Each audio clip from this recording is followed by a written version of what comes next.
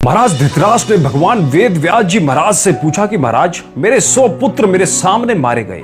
बड़ा आश्चर्य है, मुझे अपने पिछले 100 जन्मों का स्मरण है कि मैंने एक भी पाप उनमें नहीं किया, फिर मेरे 100 बेटे क्यों मेरे सामने मारे गए। व्यास जी बोले, अरे मूर्ख, बस तू तो सृष्टि जब से बनी है तब से जन्म ले रहा है, ना जाने कब क्या किया तूने। धृतराष्ट्र बोले, तो महाराज बताओ। उनके अंदर का अंधेरा दूर हो चुका था। व्यास जी ने बताया कि 100 जन्मों से पूर्व तू भरतवर्ष का एक बड़ा ही प्रतापी और धार्मिक राजा था। तब रामेश्वरम को जाते हुए मानसरोवर के हंसों ने तेरे बाग में अपने परिवार के साथ बसेरा किया।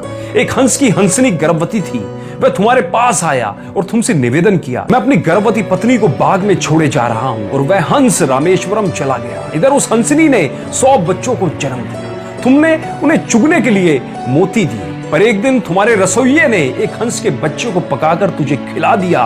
तुम्हें वह बड़ा स्वादिष्ट लगा और तुमने बिना विचार किए उसे आज्ञा दी कि इसी प्रकार का मांस नित्य पकाया जाए। अब देखो, जीभ इंद्रिय ने बल पकड़ा, तुमने यह भी नहीं पूछा कि यह क्या है, कहां से प्राप्त होता है। तुम मोह में अंधे हो गए और रोज उसी मांस की इच्छा करने लगे और इस प्रकार उस हंसनी के मोती चुगने वाले 100 के 100 बच्चों को तुम खा गए। अब वह हंसनी अकेली रह गई।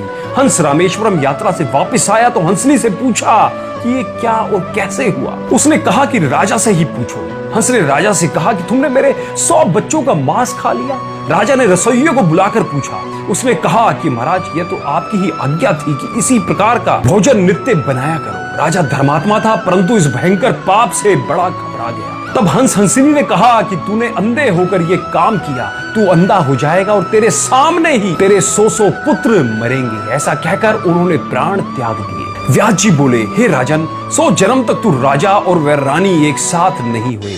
अब तुम दोनों इस जन्म में राजा और महारानी बने हो तो यह घटना घटित हुई और उस जन्म के उस कर्म का फल तुम्हें भोगना पड़ा। दोस्तों, जिंदगी में खुद से किया गया या किए जाने वाला कोई भी काम हमारा कर्म होता है और कर्म 2 प्रकार के ही होते हैं, या तो अच्छे कर्म या फिर बुरे कर्म। और ये हमारे कर्म ही होते हैं जो हमारे आने वाला कल बनाते हैं। इंसान का भविष्य इंसान के किए जाने वाले कर्मों पर निर्धारित होता है। यदि कर्म अच्छे होंगे तो उसका फल भी अच्छा ही मिलेगा और यदि कर्म बुरे होंगे तो उसका फल भी बुरा ही होगा। दोस्तों, इस कहानी से मैं आपको यह समझाना चाहता हूं कि जो इंसान जैसा कर्म करता है उसे वैसा ही फल मिलता है। जब हम किसी का बुरा सोचते हैं या करते हैं तो उसका बुरा हो या ना बुरा हो, लेकिन बुरा सोचने वाले का या बुरा करने वाले का जरूर बुरा होता है।